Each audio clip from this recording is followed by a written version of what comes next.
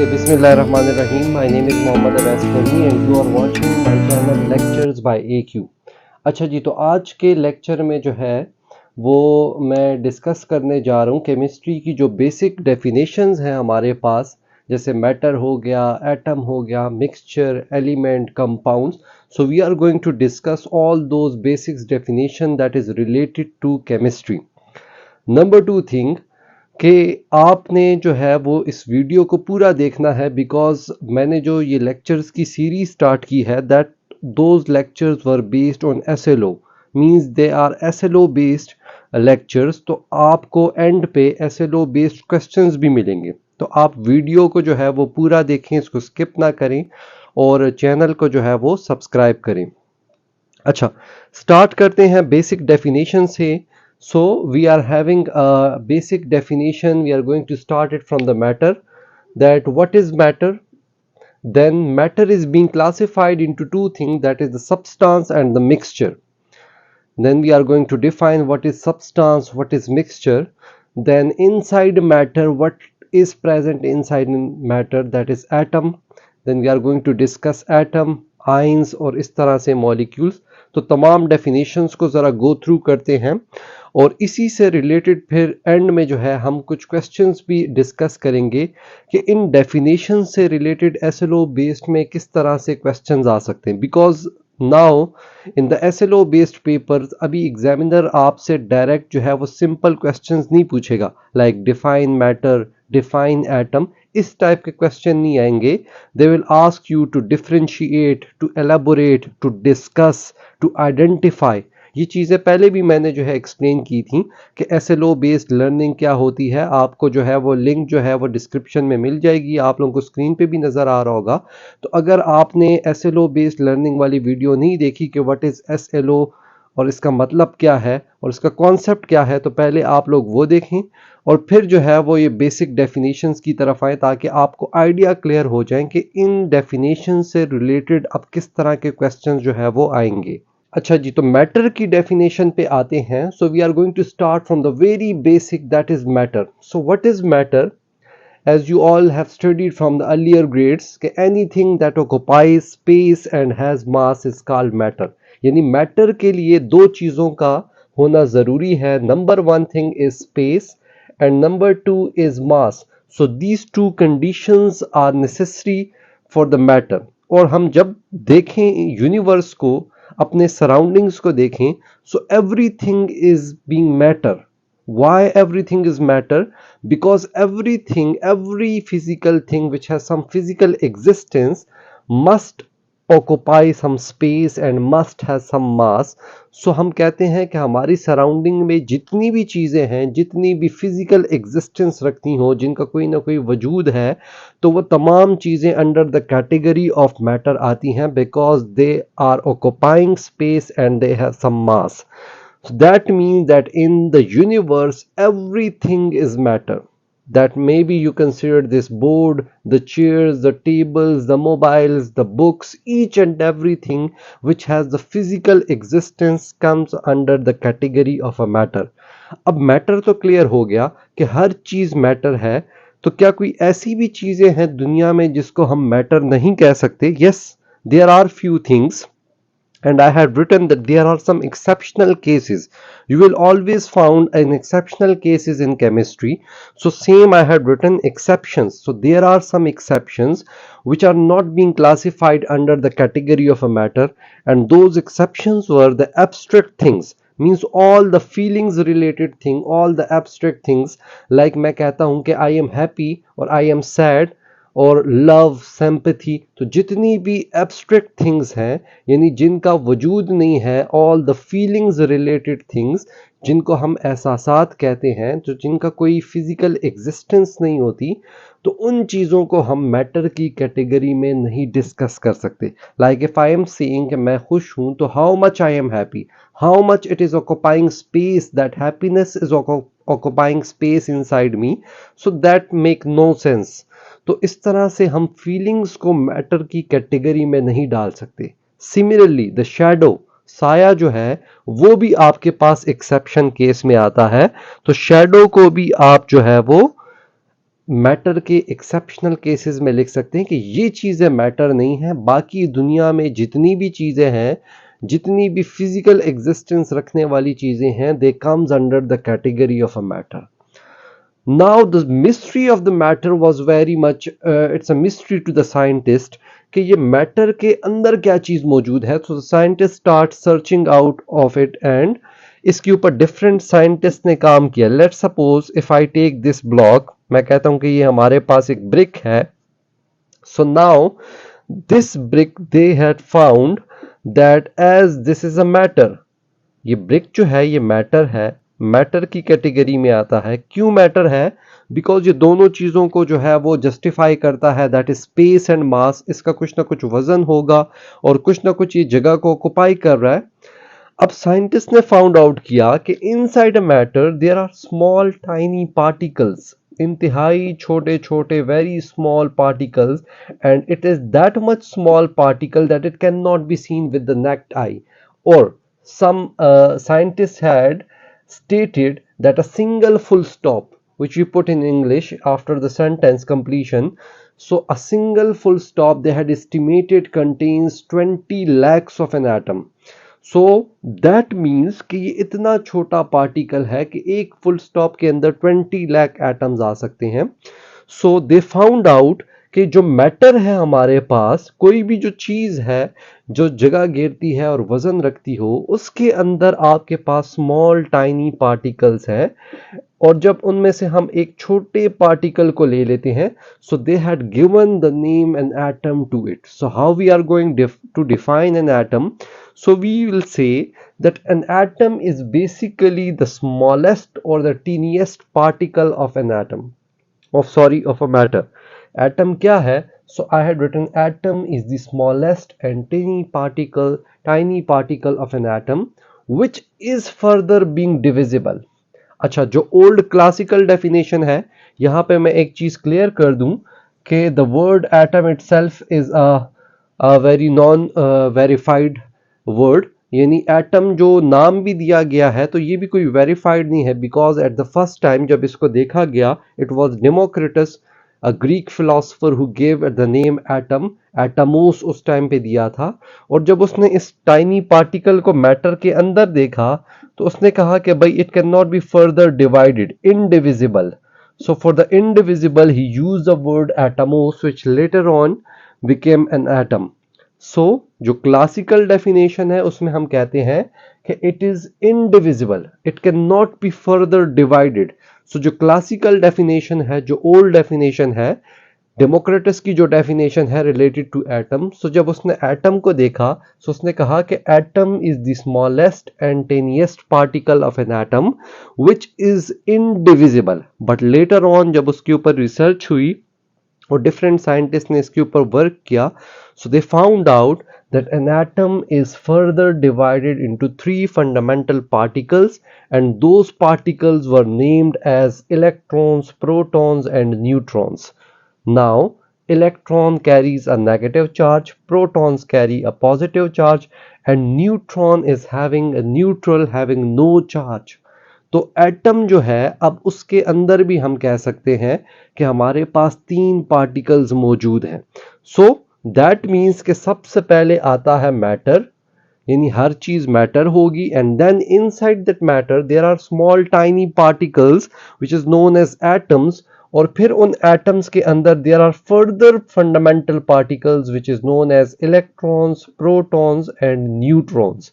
तो इस तरह से हमारे पास मैटर आता है फर्स्ट, फिर मैटर के अंदर एटम मौजूद है, और एटम के अंदर फर्दर डिवीजन हुई है तो वहां पे हमारे पास 3 फंडामेंटल पार्टिकल्स मौजूद हैं, that is electrons, protons and neutrons. और in other word we can say that this atom is divided into further 2 types.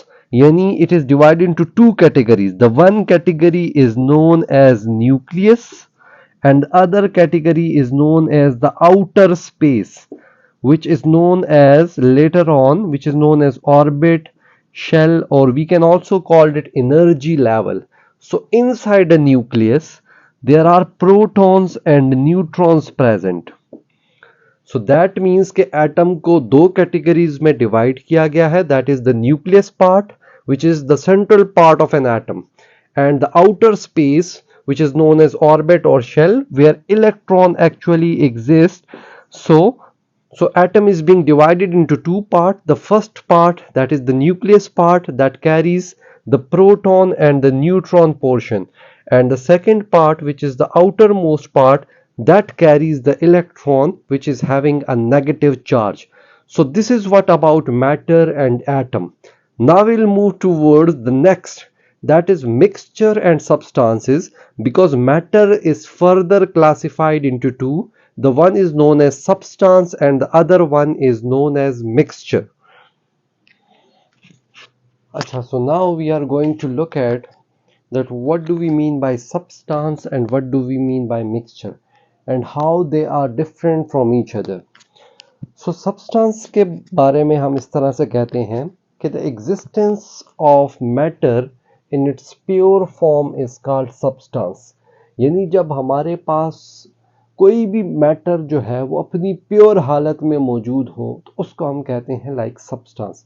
Like we are having 118 elements in periodic table. If I take only one from it, that is hydrogen, or either I can take carbon or any other element specifically, with no other element combined with it, so that means that I had taken a substance, any one particular substance, like वो specific उसके अंदर कोई और element, कोई और atom मौजूद नहीं होगा, तो जब भी कोई element अकेला हो, प्योर फॉर्म में हो, कोई कम्बिनेशन उसके साथ दूसरे एटम्स की ना हो, then that particular thing is known as a substance.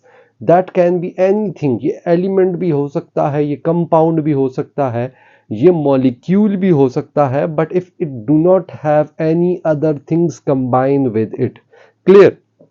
So what is a substance? Substance जब भी हमारे पास कोई भी एक चीज हो और उसको हमने प्योर फॉर्म में लिया हो, then that thing is known as substance. Like an example of, I had written over here, like oxygen. So if I take an oxygen molecule, so it does not have any other atom like any carbon, any hydrogen or any other elements involved in it. Same is the example I had taken of a water. Like मैं glass में जो पानी लेता हूँ, तो वो जो है हमारे पास, अब उस पानी में क्या है कि उस पानी के अंदर हमारे पास और कोई एलिमेंट और कोई कंपाउंड मौजूद नहीं है, वो तमाम का तमाम पूरी गिलास में H2O ही है. सो नाउ आई से that this is a substance because it is in pure form. उसके साथ कोई और चीज जो है वो मौजूद नहीं है. So a substance is basically the existence of a thing in its unity. I will say like this, in its unity, यानी उसके साथ कोई और कम्बिनेशन मौजूद नहीं है. So you can have a various definition of it.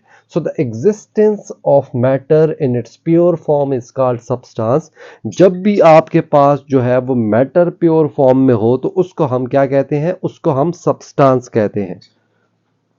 अच्छा, तो सब्सटेंस का हमने पढ़ लिया कि the existence of matter in its pure form is called substance, और you can either define it like this: a matter containing particular set of characteristics that differ from the characteristics of other. यानी कोई एक specific चीज आपने ली हो, उसकी खुसूसियात वो दूसरी चीज से डिफर कर रही हो, तो उस पर्टिकुलर थिंग को we are going to categorize in a substance. Like you have taken two things, so they both differ from each other, so both are having a different characteristics. तो हम कहते हैं कि oxygen is one particular substance and water is another particular substance. So a matter containing a particular set of characteristics, like oxygen is having, it is a gas, so it is having a gaseous characteristics, and water, it is in a liquid form, so it is having some other characteristics other than that of the oxygen. So that is known as substance. अब आ जाते हैं जरा mixture की तरफ कि how it is being differentiated from a substance. So mixture, as the name indicate, that it is a mixture. That means it is being formed by the combination of two or more than two atoms, elements, or you can say a substances. So we can define mixture like this: an impure substance. Why it is an impure? So because the thing is clear from its wording that as it is formed due to the combination So there must be a different substance combining together. So it must be an impure form, not in a pure form. So we say an impure substance that contain two or more pure substances in it. Means that an impure substance, there are multiple substances in it, but every single substance is in its unity, is a pure in its pure form. यानी mixture क्या चीज है? तो mixture हमारे पास जब दो या दो से ज़्यादा चीज़ें कंबाइन हो जाएं, और वो जो कंबाइनिंग चीज़ें हैं, वो जो सब्सटेंसेस कंबाइन हो रहे हैं, तो अपने प्योर फॉर्म में है, बट जब वो कंबाइन हो जाती हैं तो वो इम्प्योर बन जाती है. This is what a mixture is. Like I will give you a clear example of a salt and water. तो सॉल्ट क्या है? तो सॉल्ट एक प्योर सब्सटेंस है हमारे पास. इसी तरह water is also a pure substance. दोनों की कैरेक्टरिस्टिक्स अलग है, बट जब सॉल्ट एंड वाटर आपस में कंबाइन होते हैं तो now they become an impure. So we say that it is a mixture. और दूसरी बात मिक्सचर के लिए याद रखने की क्या है कि मिक्सचर में जब भी दो या दो से ज्यादा, पहली बात तो यह है कि टू और more than two substances will combine. Number two, they will combine physically. Like हम खुद हाथों से कंबाइन करेंगे, like we were be involving in it. Like कोई हम केमिकल कंडीशन प्रोवाइड नहीं करेंगे, खुद ही हम चीज़ों को मिक्सअप कर लें, तो उसको मिक्सचर कहते हैं. इट्स अ वेरी, इसके लिए एक बड़ी सादा सी एग्जांपल मैं देता हूं, और वो ये है कि घर में अभी जैसे समर का मौसम है, गर्मियां हैं, तो आप लोग जो शरबत बनाते हैं तो that is basically a mixture. Why? Because आप खुद जो है इन्वॉल्व होते हैं, खुद चीज़ों को मिक्सअप करते हैं. लाइक आप ग्लास ऑफ वाटर लेते हैं, उसके अंदर लेमन डालते हैं, उसके अंदर कोई डिफरेंट जो है फ्लेवर्स वगैरह डालते हैं. तो ये सारा काम आप खुद कर रहे हैं, कोई कंडीशन आप प्रोवाइड नहीं कर रहे, कोई टेम्परेचर, कोई स्पेसिफिक प्रेशर, कोई कैटलिस्ट, आप कोई केमिकल रिएक्शन नहीं हो रहा. सो दैट मीन्स कि फिजिकली आप कंबाइन कर रहे हैं. And number two most important thing is no fixed ratio. कोई खास रेशो, कोई खास तादाद से आप कंबाइन नहीं कर रहे हैं, कोई वेट मशीन आपने नहीं रखा हुआ. आपकी मर्जी है. If you are going to take more sugar in it तो आप उसमें चीनी ज़्यादा कर रहे हैं, और अगर आप कम वो मीठा पीना चाहते हैं तो आप चीनी कम कर रहे हैं. That means no fixed ratio is required. And number two thing is physically combine. तो दो चीज़ें बड़ी ज़रूरी हैं मिक्सचर के लिए. That is it will physically combine, and two or more than two substances will combine, and with no fixed ratio. So this is what mixture is. Now mixture is having further two types, that is a homogeneous mixture and a heterogeneous mixture. Now we will see what a homogeneous mixture means and what a heterogeneous mixture means. तो ज़रा देखते हैं कि ये homogeneous mixture. अच्छा, साथ साथ आप लोग स्क्रीनशॉट लेते जाएं कि जो जो चीज़ जो है वो आपको साथ साथ आप स्क्रीनशॉट लेते जाएं, बिकॉज मैं जो है इसको इरेज कर रहा हूँ. Okay, so the first one is a homogeneous mixture. So what does a homogeneous mixture means? Homogeneous mixture हमारे पास क्या होता है? So as the word indicate, homo, so homo word is used for same. That means homo का word किस लिए use होता है? होमो का मतलब है हमारे पास same. Wherever the word use homo means same. और जीनस का मतलब है, जीनस का मतलब होता है कंडीशन, और we can say a phase. So homogeneous mixture का क्या मतलब हुआ? होमोजीनियस मिक्सचर का मतलब ये हुआ कि आप जो चीजें मिक्सड अप कर रहे हैं वो आपके पास क्या होंगी? वो सेम कंडीशन में होंगी. Means that will be the combining substance, the combining substances. दो भी हो सकते हैं, मल्टीपल भी हो सकते हैं. So the combining substances will be in a uniform condition. वो क्या होंगी? यूनिफॉर्म कंडीशन में होंगी. So this is what is known as homogeneous mixture. और you can either define it when two or more than two substances combine together in a uniform way, or they may be in a uniform condition, then that substance is known as homogeneous mixture. The two substances must be soluble in each other, must be soluble in each other. Why? Because they are in uniform condition. Uniform condition means same conditions में हो. Same condition means उनकी same nature हो. By same nature we means कि या तो दोनों polar polar हो और या दोनों नॉन पोलर हो. Like if I take an example को जरा देखते हैं कि क्या एग्जाम्पल है होमोजीनियस मिक्सचर की, किस तरह से दोनों सेम कंडीशन में होंगे. तो हम एग्जाम्पल लेते हैं सॉल्ट एंड वाटर की. सो जब भी हम सॉल्ट और वाटर को कंबाइन करते हैं, सो salt is basically a polar substance NaCl, table salt, sodium chloride, and water H2O, it is also a polar substance. तो देखें दोनों की नेचर सेम है, दोनों की कंडीशन सेम है. So they both will be dissolve in each other and must will be having a uniform condition. Uniform condition means same condition. जब ये दोनों डिसॉल्व हो जाएंगे तो इनकी कंडीशन सेम हो जाएगी. लाइक आपने एक ग्लास जो है वो पानी लिया उसमें, और उसमें आपने नमक को जो है वो डाल दिया. अब आप नमक और पानी में डिफरेंशिएट नहीं कर पा रहे, दोनों आपको एक सेम फेज में एक मिक्सचर जो है आपको थ्रू आउट नजर आ रहा है. So that means that this is an example of a homogeneous mixture in which the two और more combining substances are uniform condition through out.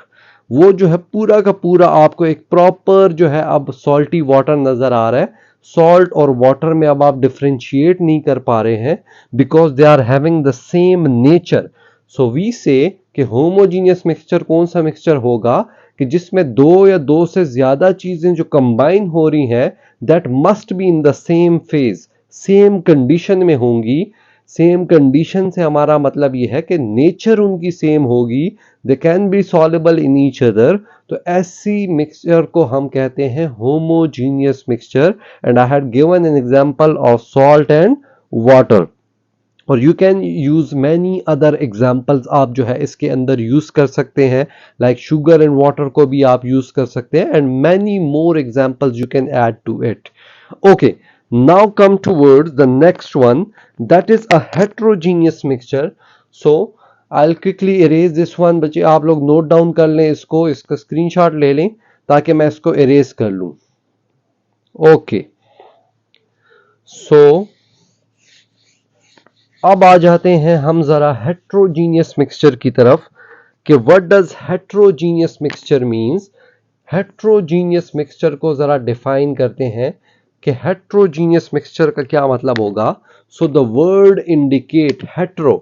Hetero means different. So जब different हो गया and genius is again the same word used. So genius का मतलब था हमारे पास condition. So that means that now the two or more combining substances will not be in a uniform condition throughout. So such type of a mixture is known as heterogeneous mixture. I'll simply write it over here. Not in a uniform condition. Not in a uniform condition, यानी दो या दो से ज्यादा चीजें जो आप मिला रहे हैं वो सेम कंडीशन में नहीं है, यूनिफॉर्म कंडीशन में नहीं है. Bye uniform condition I can say that उनकी नेचर जो है वो क्या है, डिफरेंट नेचर है. डिफरेंट नेचर से क्या मतलब है, तो जैसे हमने उधर पढ़ा कि one is polar so the other one was also polar. यहां पे ऐसा नहीं होगा. यहां पे अगर एक सब्सटेंस पोलर है तो दूसरा सब्सटेंस क्या होगा, वो नॉन पोलर होगा. And what will be the example of a heterogeneous mixture. तो लेट्स से अगेन पोलर उसी तरह वहां से मैंने ले लिया, दैट इज द H2O.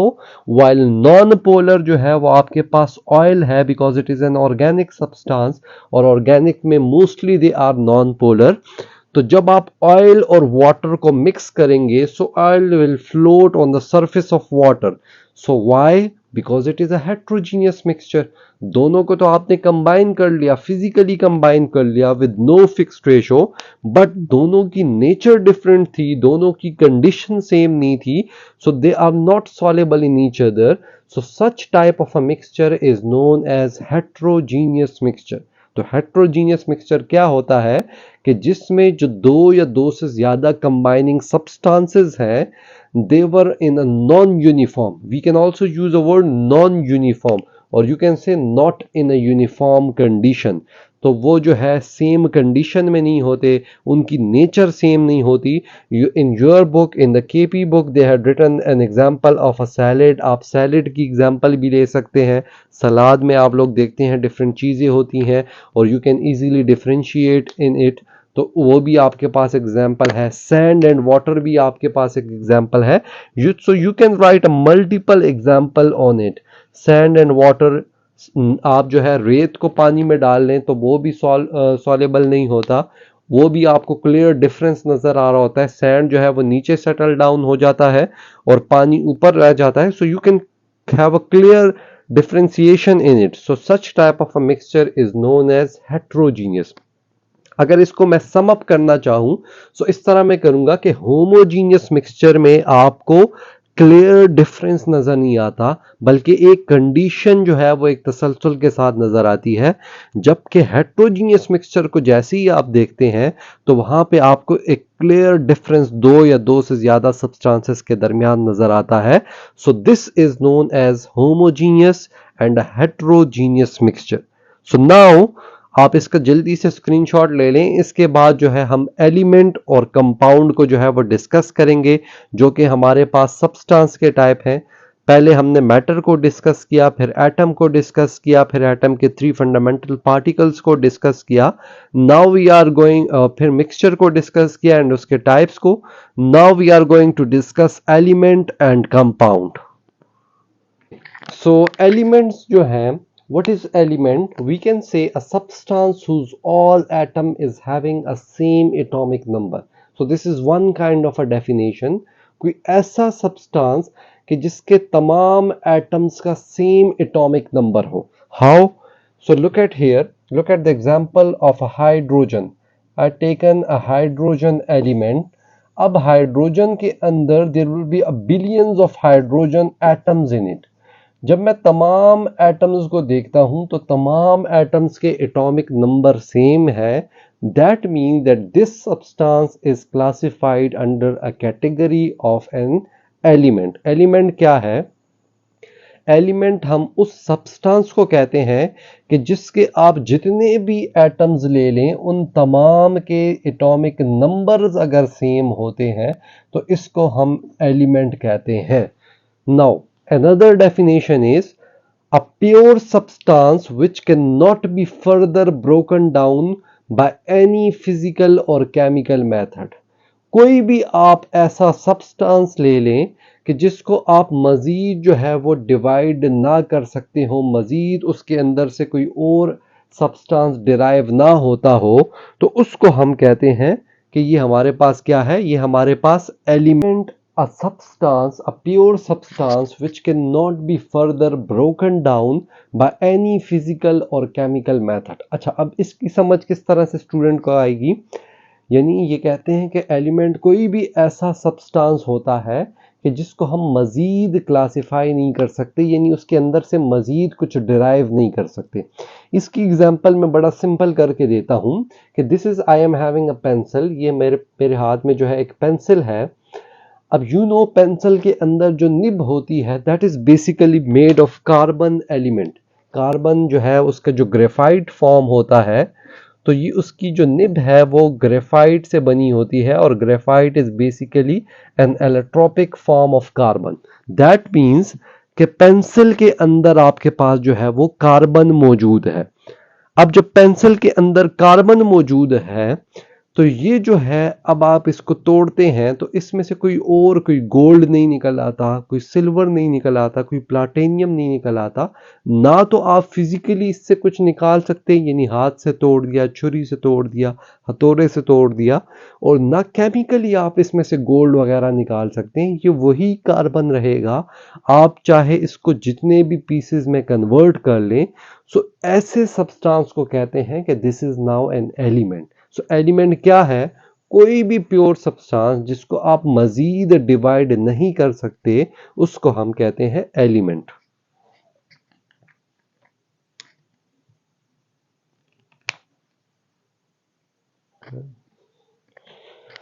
अच्छा, so this was all about element. फिर हम जरा ये डिस्कस करते हैं कि how many elements are there.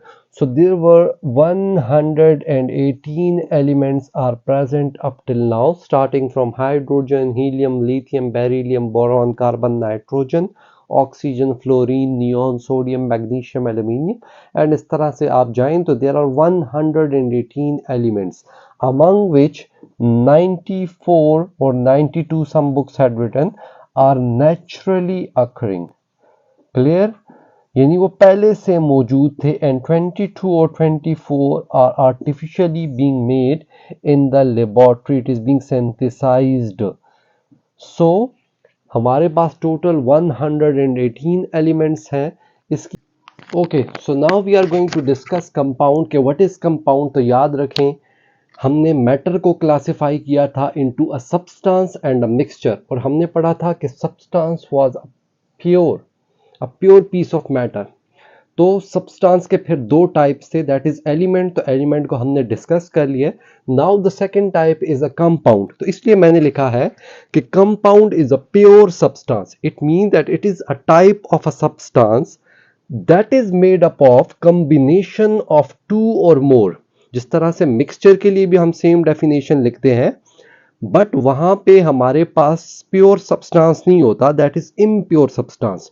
तो आप ये डिफरेंस को साथ साथ नोट करते जाएं, आपको मिक्सचर और कंपाउंड का इसमें डिफरेंस भी मिलता जाएगा कि हम कहते हैं कि a pure substance that is made up of combination of two और more substances joined together chemically. Another difference, mixture के लिए हम बोलते हैं कि इट इज फिजिकली कंबाइंड, वहां पे इम्प्योर।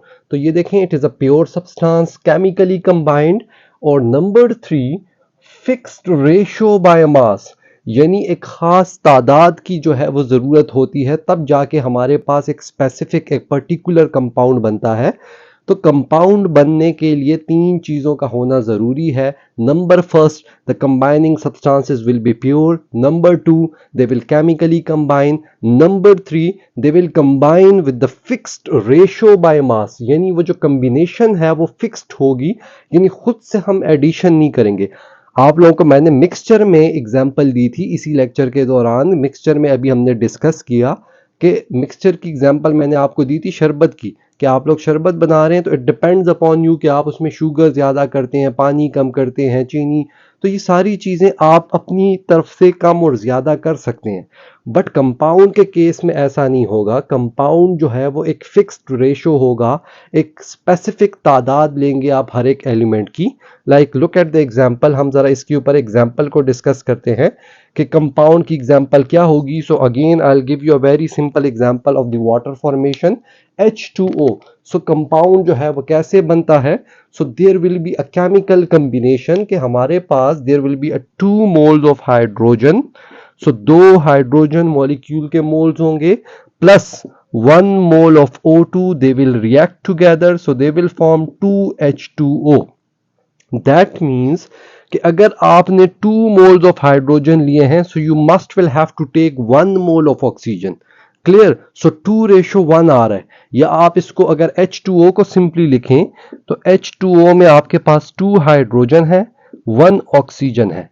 तो अगर आप ये तादाद ज्यादा करेंगे, जैसे इधर हमने 4 हाइड्रोजन लिए हैं, तो फिर ये वाली तादाद भी उसी हिसाब से ज्यादा होगी कि आप 2 ऑक्सीजन लेंगे।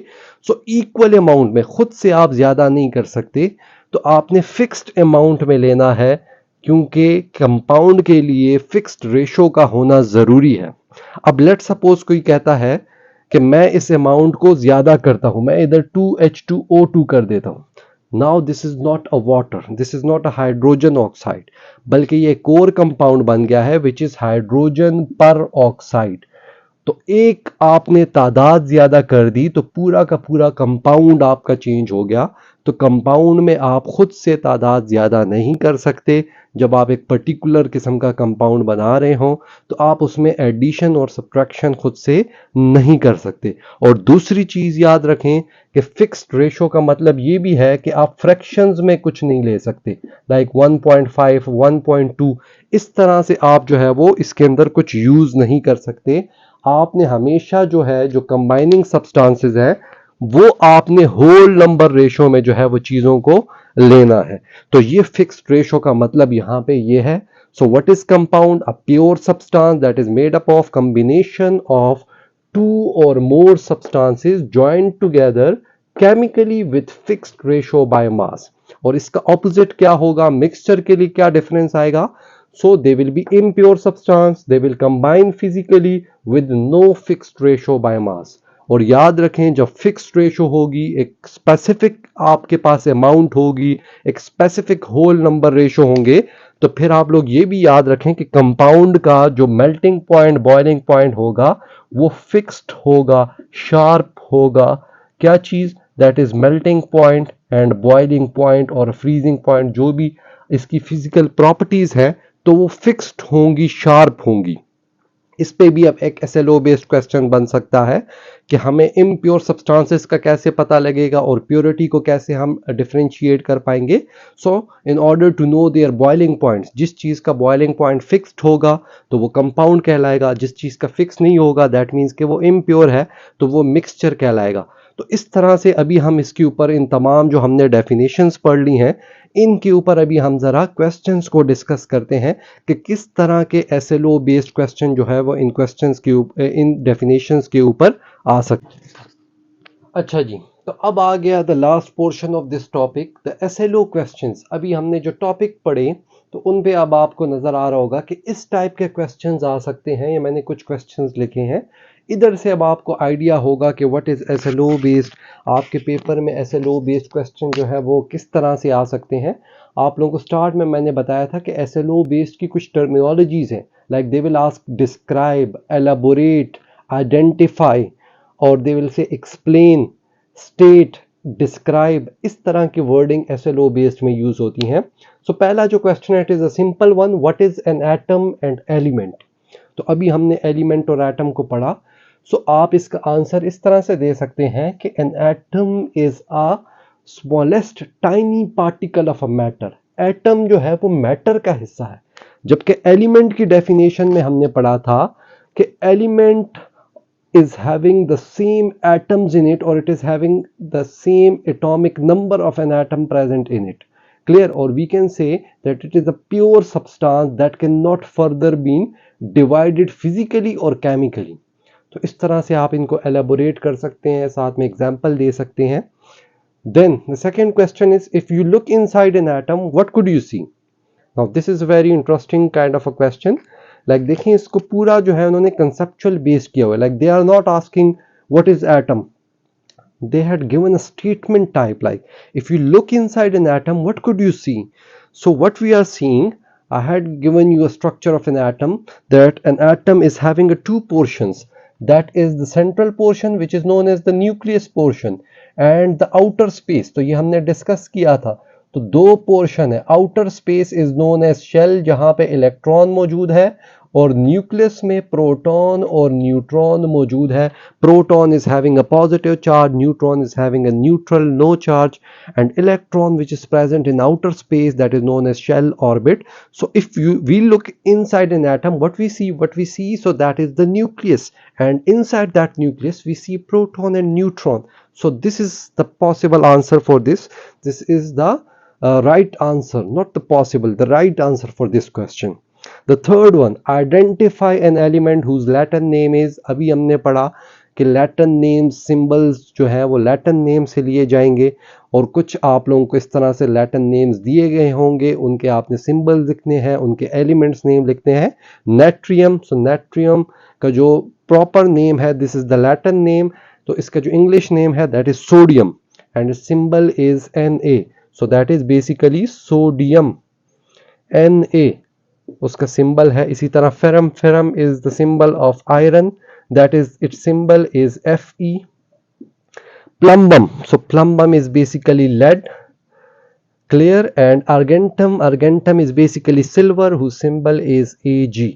so ये आपके पास जो है वो दैट इज argentum जो है वो क्या है, ये बेसिकली सिल्वर है। so इस तरह से आपने इसको आंसर करना है। then a very interesting question, explain। now look, terminologies आ रही हैं, explain, identify, a statement type। so this is what SLO based question is, ये SLO based question है। now explain why melting and boiling point can be used as a way of checking purity, as we had discussed in compound, that compound is having a fixed boiling point while mixture is impure, so its boiling point, melting points lies in a range of temperature, like because impurity होती है तो कोई चीज़ जो है वो 80 पे boil होगी तो कोई 90 पे, क्योंकि किसी में इम्प्योरिटी ज़्यादा होगी किसी में कम होगी, तो बॉइलिंग पॉइंट का पता नहीं चलेगा। तो मिक्सचर के बॉइलिंग पॉइंट का पता नहीं चलता, जबकि कंपाउंड के बॉइलिंग पॉइंट का पता चलता है। दैट इज़ वाई बॉइलिंग और मेल्टिंग पॉइंट जो है वो प्योरिटी के लिए हम क्यों यूज़ करते हैं, क्योंकि ये हमें बताता है कि अगर ये कंपाउंड है तो ये प्योर होगा, इसका बॉइलिंग पॉइंट फिक्स्ड होगा, और अगर ये मिक्सचर है तो ये इम्प्योर होगा और इसका बॉइलिंग पॉइंट फिक्स्ड नहीं होगा। That is why it tells us about the purity और impurity of a substance, because compound is having a sharp and a fixed melting point and boiling point, while mixture is having a range of a wide range of a temperature, not fixed temperature। last one again explain की terminology use हुई है। explain the difference between mixture of iron and sulfur and iron sulfide। so iron sulfide is basically a compound और iron और sulphur जो है वो mixture है। तो इनमें क्या डिफरेंस होगा, तो जब ये मिक्सचर है दैट मीन्स कि ये फिजिकली कंबाइन हुआ होगा, बिकॉज मिक्सचर के लिए हमने पढ़ा कि physical combination can be reversed, उसको रिवर्स भी कर सकते हैं। वाइल कंपाउंड, सो ये मस्ट केमिकली कंबाइन हुआ होगा। एंड केमिकली कंबाइन का क्या मतलब है कि there must be some gases evolved और यूज्ड। ठीक हो गया, कलर चेंज हुआ होगा।